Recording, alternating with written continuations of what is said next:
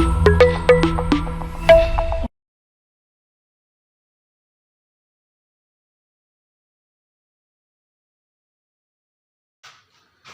वालेकुम। आज हमने डिस्कस करना है इम्पॉर्टेंस ऑफ वाटर को। तो पानी की इम्पॉर्टेंस के बारे में तो सबको पता है कि सिंपल यूनिसेलुलर सेल से लेकर हमारे पास जितनी भी मल्टीसेलुलर ऑर्गेनिजम्स है उसके साइटोप्लाज्म के अंदर जो मेजर कंपोनेंट है वो क्या है, वाटर है। इसके साथ साथ चूँकि हम मुसलमान हैं, हमारा अक़ीदा क्या है, अल्लाह ताला फरमाता है कुरान मजीद में बिस्मिल्लाहिर्रहमानिर्रहीम वजअलना मिनल माइ कुल्लि शैइन खैन, कि मैंने कायनात के हर एक शे को पानी से बनाया। यानी जितनी भी लिविंग ऑर्गेनिजम्स है उसके अंदर सबसे ज़्यादा जो कंपोनेंट है वो क्या है, पानी मौजूद है। अब लिविंग सेल्स के अंदर जो प्रोटोप्लाज्म है, लिविंग प्रोटोप्लाज्म के अंदर 65 से लेकर 75% पानी मौजूद है। यानी पानी क्या कर लेता है, हमारी लाइफ को, लिविंग ऑर्गेनिज्म को मीडियम प्रोवाइड कर लेता है। जिस तरह हमारे बोन सेल्स है, तो हमारे बोन सेल्स में मौजूद है 20% पानी मौजूद है। इसी तरह हमारे जो ब्रेन सेल्स है, तो ब्रेन सेल में सबसे ज़्यादा पानी मौजूद होता है और हमारे ब्रेन सेल में मौजूद है तकरीबन 85% ऑफ वाटर। क्योंकि लिविंग सेल्स के अंदर क्या होते हैं, बहुत सारे प्रोसेस होते हैं, बहुत सारे मेटाबॉलिक रिएक्शंस होते हैं और वो मेटाबॉलिक रिएक्शन होते हैं पानी की मौजूदगी में होते हैं। जिस तरह कि हमारे पास क्या है, hydrolysis of macromolecule, hydrolysis of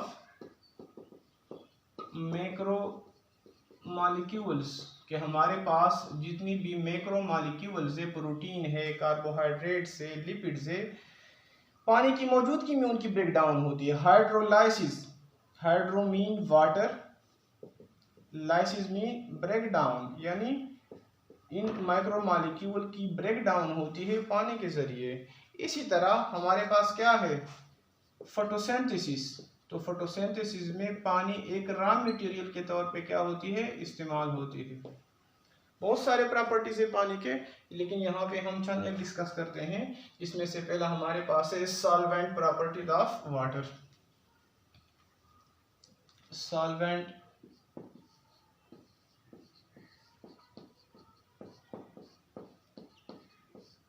properties of water. हम कहते हैं कि water is a universal solvent, water is a universal solvent. Universal solvent का ये मतलब है कि majority of chemical component, majority of molecules पानी में क्या होते हैं, डिसॉल्व होते हैं, पानी में हल होते हैं।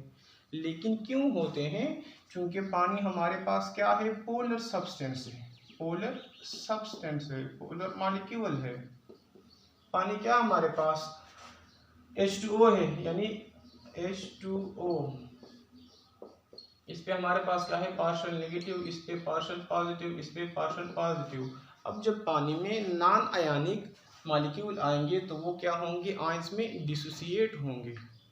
इसी तरह जो नॉन पोलर सब्सटेंसेस होंगे या नॉन पोलर मॉलिक्यूल होंगे, एग्जांपल हमारे पास क्या है, लिपिड्स है, हमारे पास फैट्स हैं, ये पानी में क्या होंगे, ये पानी में हल नहीं होंगे, they are insoluble in water. कि जिस तरह हमारे पास क्या है, सेल मेम्ब्रेन, तो सेल मेम्ब्रेन में हमारे पास जो मेजॉरिटी ऑफ केमिकल कंपोनेंट है वो लिपिड है, तो वो पानी में क्या है, इनसॉल्युबल है। अगर वो पानी में सॉल्युबल हो तो फिर तो लिविंग सेल पानी में डिसॉल्व हो जाता है। लिहाजा वही नॉन पोलर जो लिपिड है, फैट से, वो क्या कर लेते हैं, सेल को स्ट्रक्चर प्रोवाइड कर लेते हैं, सेल के शेप को मेंटेन करते हैं, सेल को इंटीग्रिटी देते हैं। अगला हमारे पास है heat capacity of water. Heat capacity, हम कहते हैं कि water has high heat capacity due to hydrogen bond. Heat capacity, water has high heat capacity due to hydrogen bond. अब ये कौन से हाइड्रोजन बॉन्ड की बात होती है, हम क्या कहते हैं कि हमारे पास ऑक्सीजन है, हाइड्रोजन, पार्शियल, हमारे पास partial negative, partial positive, partial positive. अब जब इनके साथ कोई दूसरा पानी का मॉलिक्यूल मिलता है पार्शियल पॉजिटिव पार्शियल पॉजिटिव, क्योंकि ये पॉजिटिव है तो इसके साथ क्या होगा, नेगेटिव। यहाँ पे ये जो बॉन्ड है इसको हम कहते हैं हाइड्रोजन बॉन्ड। एक्चुअली ये इंटरमॉलिक्यूलर फोर्सेस हैं, तो इसकी ब्रेकडाउन होती है, जिसकी वजह से पानी क्या कर लेते हैं, ज़्यादा से ज़्यादा हीट को क्या कर लेते हैं, एब्जॉर्ब कर लेते हैं।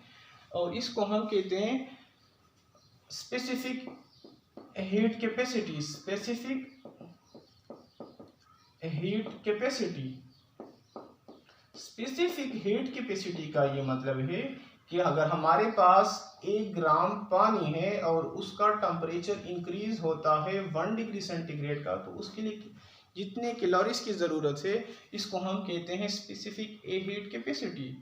अब पानी तो हमारे पास लिक्विड है, लेकिन इसको हम ग्राम में क्यों लेते हैं, कोई बात नहीं। ये सर हमारे पास क्या है, डेंसिटी, तो डेंसिटी हम क्या कहते हैं, मास और वॉल्यूम।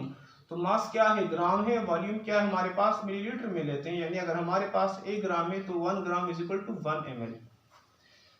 इसके साथ साथ पानी क्या है हमारे पास, वो टेम्परेचर स्टेबलाइजर है।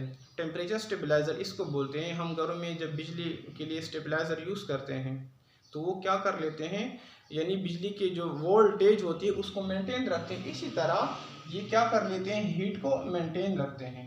अगला हमारे पास है heat of vaporisation. Heat of vaporisation.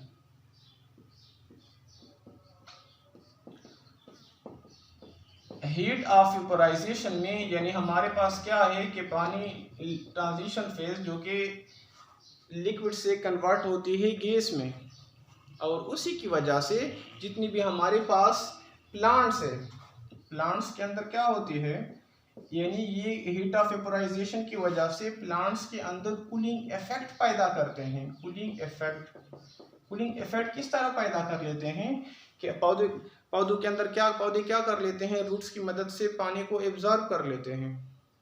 अब बाहर बहुत ज़्यादा गर्मी है, टेम्परेचर ज़्यादा है, तो पानी क्या होता है, यानी सूरज की शुआएं तो पौधों पे पड़ती है, सनलाइट पड़ती है, जिसकी वजह से पौधे क्या कर लेते हैं, transpiration, rate of transpiration high होता है। रेट ऑफ ट्रांसपायरेशन ट्रांसपायरेशन बोलते हैं the loss of water from the aerial surface of plant. पौधों से पानी का निकलना, इसको ट्रांसपायरेशन, जिसकी वजह से पौधों को क्या कर लेते हैं, हम कहते हैं कि गर्मी इतनी ज़्यादा है, पौधे मरते क्यों नहीं, पौधों के सेल डैमेज क्यों नहीं होते, तो इसके अंदर यही cooling effect heat of vaporisation की वजह से पैदा होती है। इसी तरह एनिमल्स के अंदर परस्पायरेशन, यानी हमारे बॉडी के अंदर भी क्या कर लेते हैं, कूलिंग इफेक्ट पैदा कर लेते हैं। परस्पायरेशन बोलते हैं, क्या होती है, जब लाइट चली जाती है हमें पसीना निकलता है, पानी निकलता है, पानी ऑपरेट होता है, लेकिन जो ही लाइट आ जाती है, जो ही हवा लगती है, हमें ठंडक फील होती है, तो वो पानी वेपर में कन्वर्ट होता है, लेकिन जो ही उस पे एयर मतलब वाटर ड्रॉप्स पे एयर आ जाती है, इसको हम बोलते हैं परस्पायरेशन, तो हम क्या फील करते हैं, हम ठंडक फील करते हैं। इसके बाद हमारे पास है हीट ऑफ या आयोनाइजेशन या वाटर आयोनाइजेशन। आयोनाइजेशन हमारे पास क्या है, पानी इक्विलिब्रियम मेंटेन कर लेते हैं। हमारे पास है हाइड्रोजन पॉजिटिव है और ये हमारे पास हाइड्रोक्सल नेगेटिव है। ये जो हम यूज़ करते हैं, हमारे पास 2 किस्म के रिएक्शंस होते हैं। अगर हम यूज़ करते हैं फुल एरो यूज़ करते हैं, फुल हेडेड यूज़ करते हैं, तो मतलब ये हमारे रिएक्टेंट है, वो हमारे क्या हो गए, प्रोडक्ट होते हैं।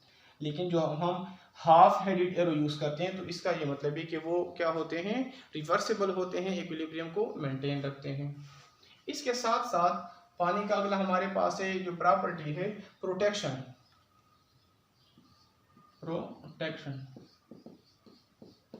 प्रोटेक्शन तो पानी की बहुत सारी इंपॉर्टेंट है, इनमें से एक नंबर हमारे पास है, पानी हमें प्रोवाइड करते हैं लुब्रिकेशन। लुब्रिकेशन किस चीज़ को कहते हैं, यानी हमारे आंखों में, हम अपने आंखों को क्या करते हैं, रब करते हैं, आंखों को मलते हैं, तो वहाँ पे पानी निकलता है, यानी फ्रिक्शन को रिड्यूस करते हैं, फ्रिक्शन को कम करते हैं, इसको हम नाम देते हैं लुब्रिकेशंस। अगला हमारे पास पानी क्या है, कॉशन का काम करते हैं।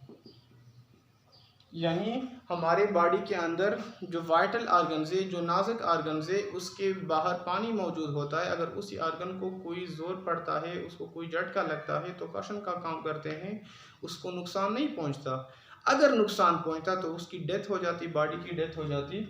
इस तरह लेट्स सपोज जो हमारा हार्ट है, तो हार्ट एक किस्म के मेम्ब्रेन में बना हुआ है बंद, इसको हम नाम देते हैं पेरिकार्डियम। और उसी पेरिकार्डियम के अंदर मौजूद है फ्लूइड, मौजूद है पानी मौजूद है, उसको हम नाम देते हैं पेरिकार्डियल फ्लूइड।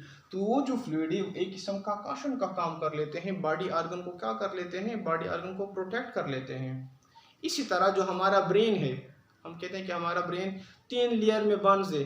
उन लेयर को हम कहते हैं मेनिंजेस। और उन लेयर में क्या मौजूद है, पानी मौजूद होता है, जो कि हमारे ब्रेन सेल्स को क्या कर लेते हैं, कशन प्रोवाइड कर लेते हैं। That's all about the importance of water.